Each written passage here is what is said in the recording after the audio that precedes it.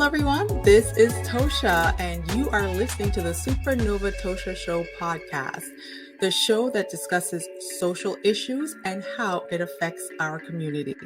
And today we are going to be discussing, would you date a bus driver? Bus driver or no bus driver? Well, there has been a video. If you haven't seen it yet, this video by now, I want you to go ahead and watch. I'm going to play just a little clip, a few minutes from the video, and just listen to it intently. Actively listen to it and allow it to marinate and then state your thoughts. Just open your ears, open your mind, be objective, and we're going to go ahead and discuss it. All right, let's roll that Iyanla and Ebony video. They are not positioned to protect nor provide because of some of the statistics we just talked about. They're not earning the incomes. They're not having the resources, and some of them are not even showing up in the leadership. Would you date a bus driver? Would you date if he owns the bus? If he owns it. If he owns the bus. See, that's a problem. That's a problem. That's a problem. Okay. Because the standards and requisites, and I'm not talking about him laying on his sofa playing video games all day. I'm not talking about that. But the standards and the criteria that we use to measure men is off for who we are as women. At the end of the day, you are trying to condemn black men to justify dating white. If you are an interracial dater, if you are a bunny hopper, then what you are telling me is your whole diatribe, your whole rant against black men driving the bus was a justification so you can date a white man. I hope that ain't the case. Where the fuck is the group solutions at, Ebony K? Are you related to Tosha K? Where the group solutions at?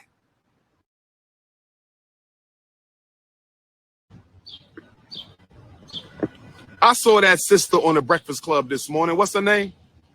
Erica K. Williams. What's the sister who was on there with Charlamagne and Envy today?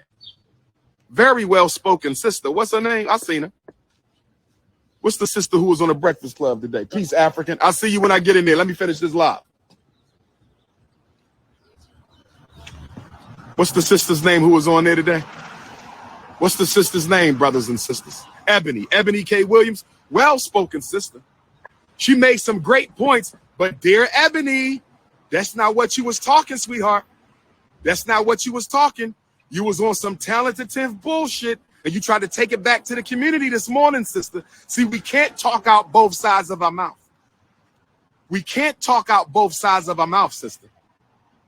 We can't talk out both sides of our mouth. I didn't disagree with much of what you said today, but that's not what you said the other day, sister. You was talking down to working class blacks. You are a bourgeoisie. You are a bourgeoisie feminist. And I hope to God you wasn't engaged to a white man, because I thought somebody said you was engaged to a white man. Ebony, I better not find out your ass was swimming in the milk. If I find out your ass was swimming in the milk, I'm going to lose a lot of respect for you, sister. Because what that tells me, if you were with a damn Neanderthal snow puppy, then you're telling me at the end of the day, you are trying to condemn black men to justify dating white. If you are an interracial dater, if you are a bunny hopper, then what you are telling me is your whole diatribe, your whole rant against black men driving the bus was a justification so you can date a white man. I hope that ain't the case. I hope that ain't. You spoke well today, my sister. You still didn't deal with collective work and responsibility, though. I still heard a lot of Eurocentric individualism. I still heard a lot of Eurocentric individualism. And I don't know where you've been getting your reports from, sweetheart, but we got 2 million Africans with college degrees unemployed. We got 2 million Africans with college degrees unemployed because you was doing a whole lot of pushing college. You was doing a whole lot of pushing college today, like it's some form of upward mobility. I'm sorry, Sister Ebony K. Williams. College is not an opportunity for 21st century Africans. College is not an opportunity for 21st century Africans is putting us into debt to the banks, my sister Ebony K. Williams. So where is your solution for collective group economics? I didn't hear none of that. All I heard was European, Eurocentric, pull yourself up by your bootstraps individualism. That's all the hell I heard this morning. I wish I was there.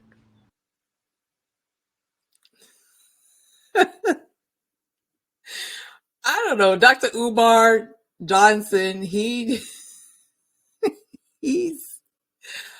oh God.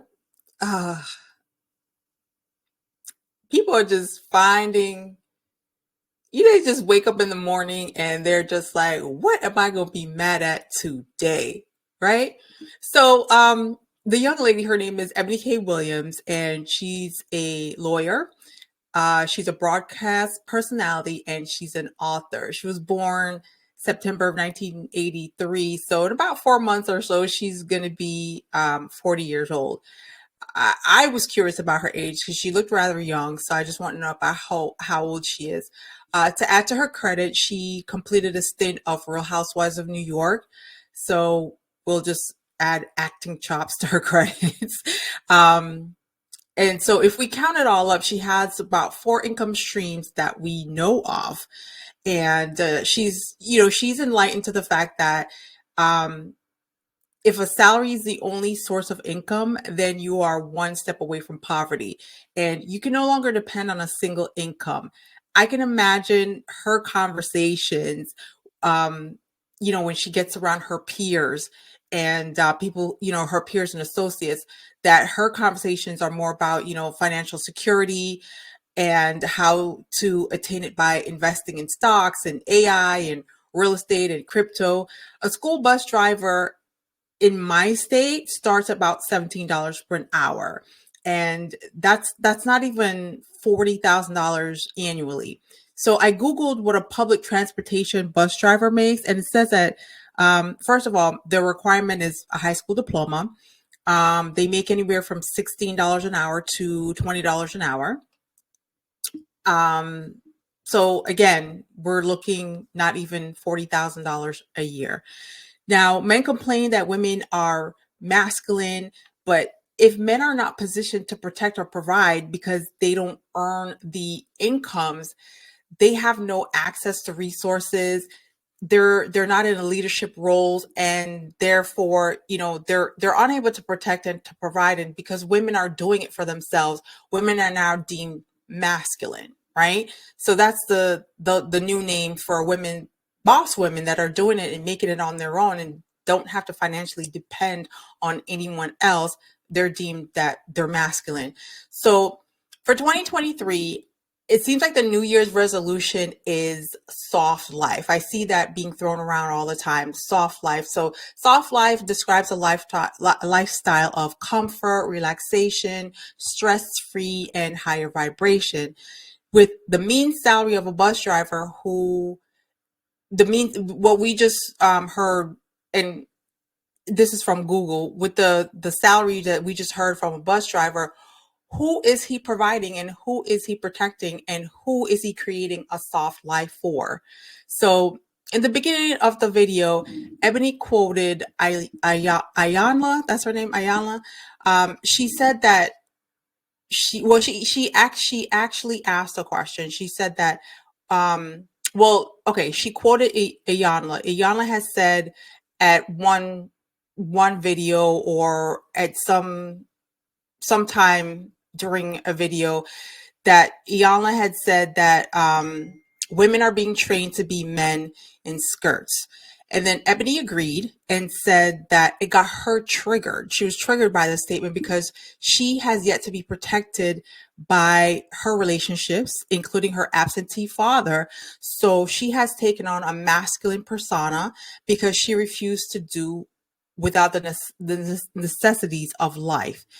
Iyanla further states that, she was a horrible mother. She admits that herself, Iyanla, that she was a horrible mother, but because she didn't affirm and she didn't nurture and she didn't guide and she didn't nourish. So she's saying these are all the feminine aspects of being a woman, being a mother, but she was an excellent father because she provided, protected, demanded, directed, and disciplined, which are all masculine characteristics, and that women should know the difference between a powerful woman versus a woman in her power.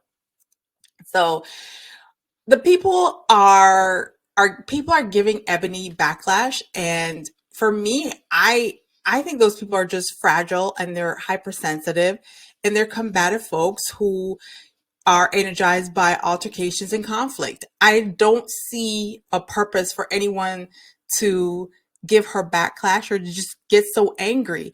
She wasn't talking down to working class blacks or working class people. She never stated nor implied that working class people were unintelligent.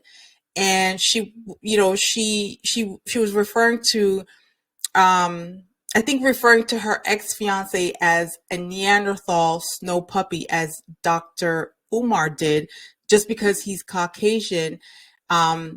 He's speaking of like Eurocentric individualism and pulling yourself up by your bootstraps. Those are all illustrations to me of intellectual dishonesty. So just because you are of another race, just because you're not black, if you're Caucasian, if you're another race, it doesn't mean that you can't be about black empowerment. I don't think that's impossible. You may not be able to relate to the struggles of black people. However, you can totally empathize. And there have been people who have supported blacks ever since the 1960s with Martin Luther King. Dr. David Fankhauser was a freedom writer, and he is one of the many whites that fought against segregated public schools. And I read an article about him in 2019. At that time, he was about 77 years old. So 2023, he should be, if he's still living, he's,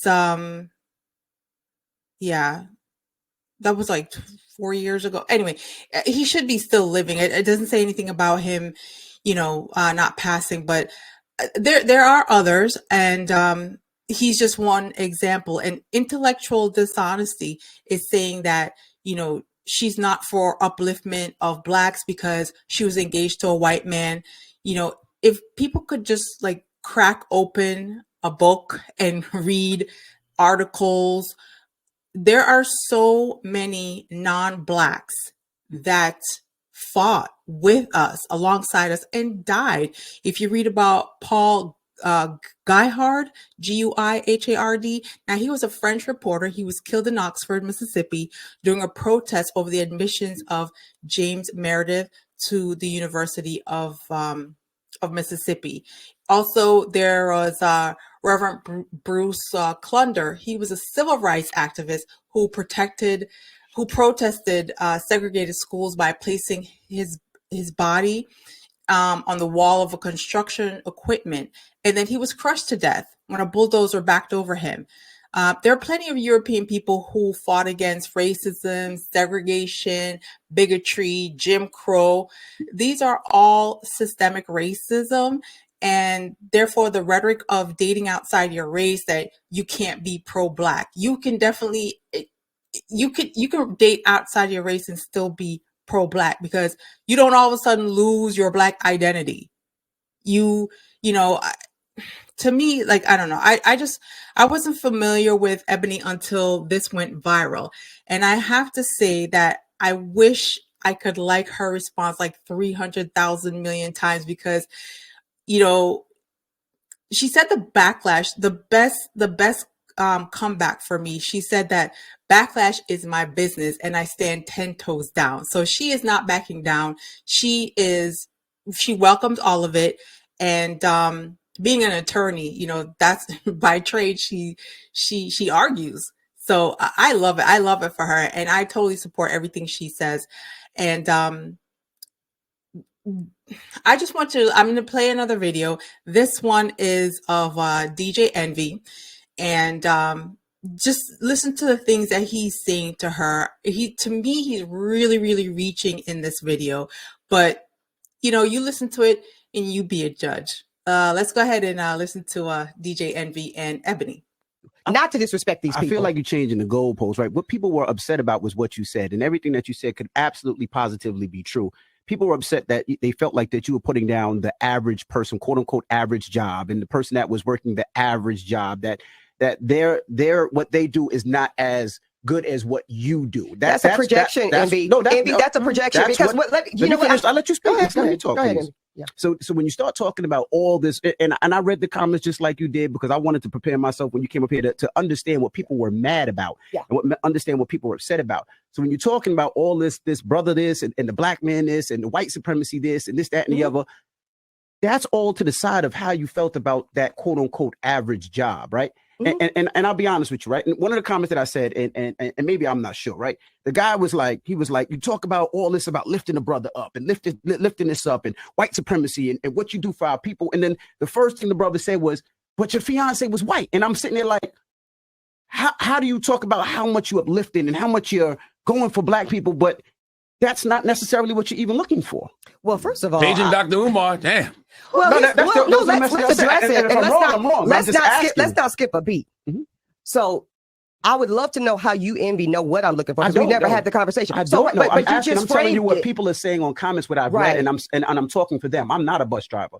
I'm speaking for the average person out there, because I feel for them, because the bus drivers and the average person are what keeps these lights on here on the Breakfast Club. That's right. They keep me booking shows. Nobody is saying, okay, first of all, this is not about you booking shows. I'm just telling you how I feel. So when you shit on the people that first of all, with me, Envy, you're dead ass wrong for framing it as me shitting on them. You don't think I'm shitting on them? I know it. First of all, I know it wasn't. I think what you're saying right now is irresponsible. I think what you're saying is irresponsible. Envy, I think what you are framing right now in this moment is highly irresponsible. Because if you listen, I'm going to tell you. Because if you were to listen to all of the full Yana interview, the full sidebar, the full episode of Holding Court, nowhere in any of that commentary did I say a cross or negative word about the working class of Black America, of America broadly, or Black men. I'm going to get to the why was my fiance. Envy, let me finish this statement. You know what people feel. To get to. Just because you didn't mean to hurt somebody, just because you didn't mean to affect somebody, doesn't mean you didn't hurt a community. I can say anything about somebody and be like, I didn't mean to hurt you. But if you hurt people, you hurt people. If people feel a way about you, they feel a way about you, because those people that you talked about are the people that buy your books, that listen to this show, and they're hurt.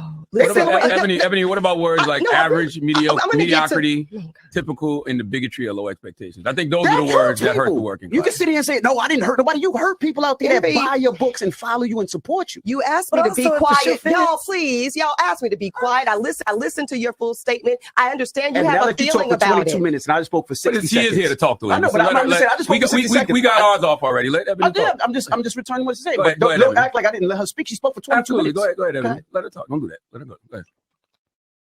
It's crazy how this whole debate even started, because Ebony said that.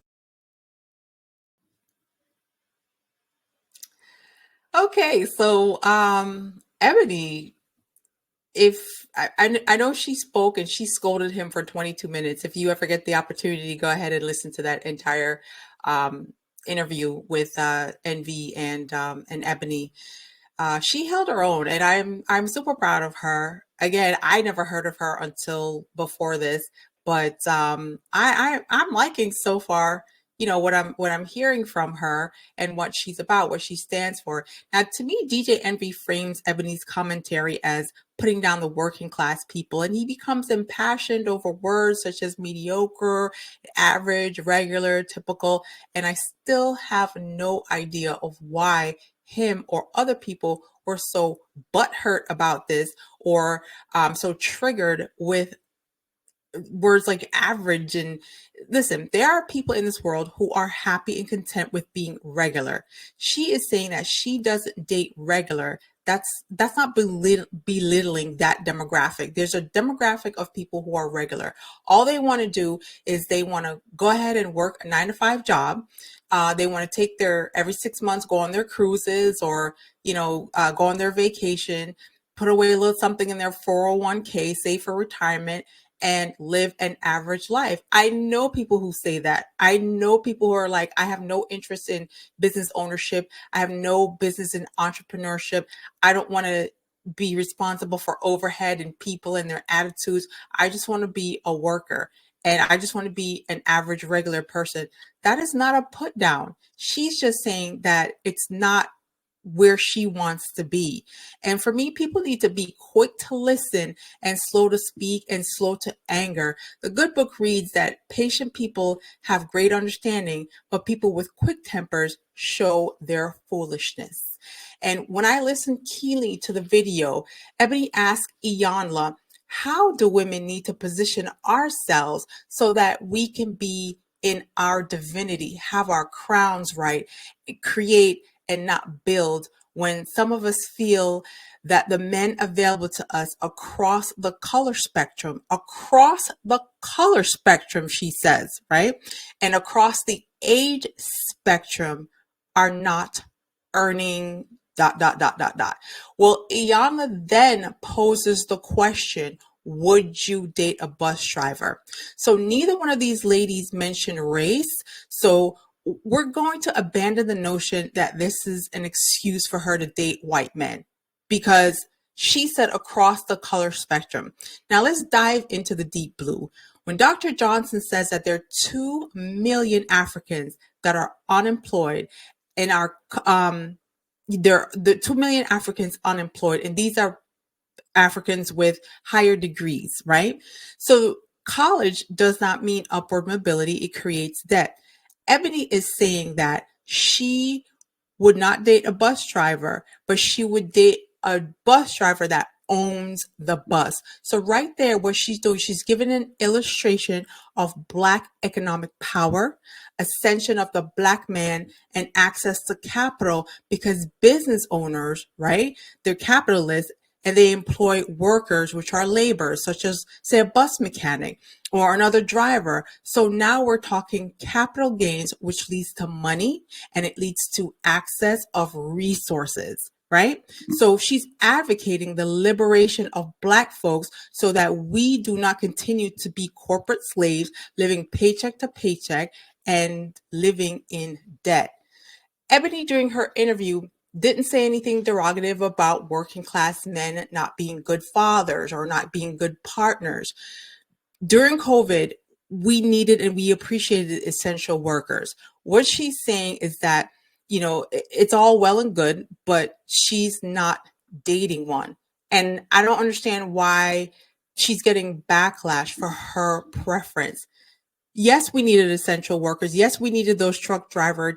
Yes, we needed the sanitation workers. That's great. That's wonderful. And we commend them for being there for us, especially during that crisis of COVID, because we didn't know what was going on. We didn't know if you went outside and breathed that, you would fall over. And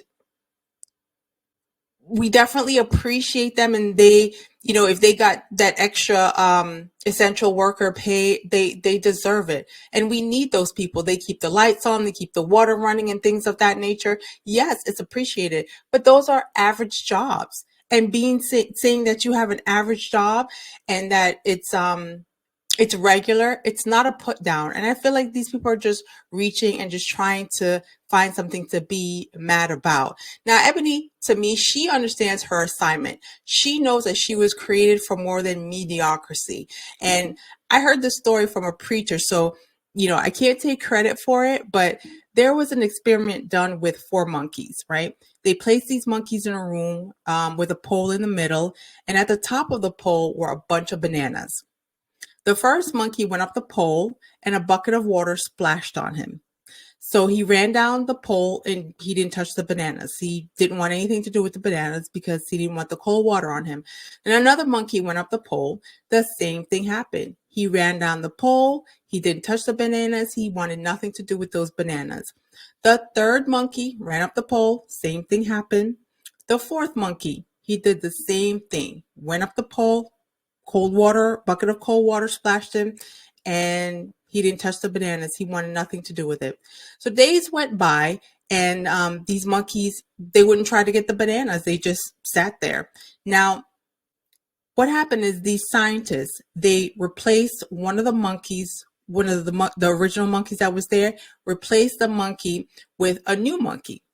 That first monkey that just came in, the new monkey, when he tried to go up the pole to get the bananas, all those monkeys that were there before, they grabbed a hold of him, right? And they wouldn't allow him to go up the pole. And then a second new monkey was brought in. One of the old monkeys was replaced and with the original monkeys. And as that new monkey attempted to go up the pole, all the monkeys pulled him down until you had a room full of monkeys that just would not climb the pole. These are new monkeys. They were never touched by that cold water. They were never, no one splashed them. They just know that every time they tried to go up that pole, that they would be pulled back. They didn't know why. They had absolutely no rationale. They had no reason why, because they were never splashed with the cold monkey. They just knew that the other monkeys were pulling them down. Now, humans sometimes are like this. Why can't I get out of debt? And why can't I start my business? And why do I have a limited thinking? And I'm comfortable with living, as the American underclass. I'm comfortable with mediocrity. I'm comfortable with average and, earning the same paycheck week by week. Ebony admits that her mother was a bus driver, so she wasn't speaking down about bus drivers, and there's nothing wrong with it, but she has, set the new standard for her family, and she's the one that's taking the family to a new level, and I applaud her for that. She's decided, I'm not going to settle, and a man that is able to meet her standard will definitely not chastise her for having those standards. And to me, it's astonishing on how, people will go out and pay hundreds and hundreds of dollars to hear Les Brown and Eric Thomas and Tony Robbins and Grant Cardone and Damon John say the same thing, the same exact thing that Ebony is saying, yet she's being hated on. Now, the same DJ Envy, there was an interview that I want to play where this interview lives rent-free in my head. I normally, when I think about prosperity and think about, Black economics and Black excellence, and this is one of the videos that definitely lives rent-free in my head, and I want to play it for you so that you can listen to the thought process of, one of the moguls out there. This is a video of Damon Dash dropping some jewels. Let's talk about you. Do you feel like you get your props as a mogul? I don't care. I take my props. Word. Don't fuck about props. I do get my props. I'm not a mogul. I'm a tycoon. I sell oil. Don't disrespect me and say I do everything everybody else does. And I put up my own money. All these so-called moguls y'all talking about, you name one of them that put their own dough up. A boss, you're only the boss if you put up your own money. If you don't put up your own money, I don't care how much somebody gives you, you're nothing but a supervisor. It's not yours. So how much money can you get paid to not? There's no money in this world for someone to pay me so they could call me, so I could call them a boss. That's like calling somebody daddy. How can a man call another man, yo, that's my boss? We don't do that. I mean, everybody at some point has to have a boss, right? No, not in Harlem. Oh, okay. Put it like this. Because you're somebody's boss. No, I'm not somebody's boss. When I was in the street, someone wasn't your boss. They gave you an opportunity. Okay. They gave you some work. You go make it, and then you bring it back. You can go buy your own work and do whatever you want. It's called consignment. So why this can't be all work? This corporate America, we could be using you don't this. own it. I'm telling you. No, I'm telling you why. I'm telling you why. Question. Let me answer your question. Can you give it to your son? Can I give what to my son? Whatever you shares want of this company, I absolutely positively can. How? Right, because I own shares of this company. You bought her? Yes. What I'm saying is, can your son eat? Is this yours to give the whole company this to you? This company is not my son's. No, exactly. It's not mine. But wait, stop. Listen. It's not my question. If your son needs a job here, can you give it to him? No. If your son needs to get some money out the bank from here, some cash flow, can you get it? No. All right. You don't own this. But I can take the money from here to invest in myself. No, it's not yours. I'm not going to fight for something I don't own. Men don't do that. I don't fight for other niggas. I fight for me. I'm not a doula. I'm not going to build somebody else's company and then take shares so my son can all that. But I'm not. No, listen. What I'm saying. But what about taking the not money? You come to work you every took the money day. from Def Jam. I didn't take. Wait, stop. Don't say. I You're come to speaking work my because I business and you enjoy don't know what you're talking about. I ain't take no money from Def Jam. What you talking What I mean, about? they cut you a No, check. they didn't cut me a check. We had a formula based on performance, and they calculated, and we got paid. That's and they us. stop. That's not us. Yes, Mr. Dash. He puts a dash on it. He didn't sprinkle it. He put a dash on it. Whew. Well, let me just say that I agree with Damon 100%.